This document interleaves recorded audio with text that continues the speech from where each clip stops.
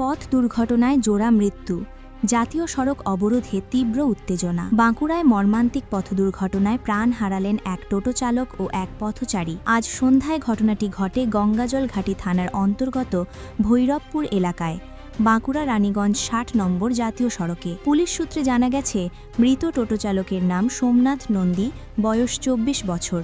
তিনি গঙ্গাজল ঘাটির মালকোনরা গ্রামের বাসিন্দা। অপর মৃত পথচারীর নাম কুরান ঘোষ, বয়স ৫৫ বছর, বাড়ি ঘোড়ামারা গ্রামে। প্রত্যক্ষদর্শীদের অভিযোগ, একটি বোলেরো গাড়ি অত্যন্ত দ্রুত গতিতে রানীগঞ্জের দিকে যাচ্ছিল। আচমকাই নিয়ন্ত্রণ হারিয়ে প্রথমে একটি টোটোকে ধাক্কা মারে এবং এরপর রাস্তার পাশে থাকা এক পথচারীকেও চাপা দেয়। দুর্ঘটনার পর গাড়িটি ফেলে রেখে চালক ঘটনাস্থল থেকে পালিয়ে যায়। গুরুতর জখম অবস্থায় দুজনকে উদ্ধার করে অমর কানন হাসপাতালে নিয়ে গেলে চিকিৎসকরা তাদের মৃত বলে ঘোষণা করেন। এই জোড়া মৃত্যুর খবর ছড়িয়ে পড়তেই উত্তেজনা ছড়ায় এলাকায়।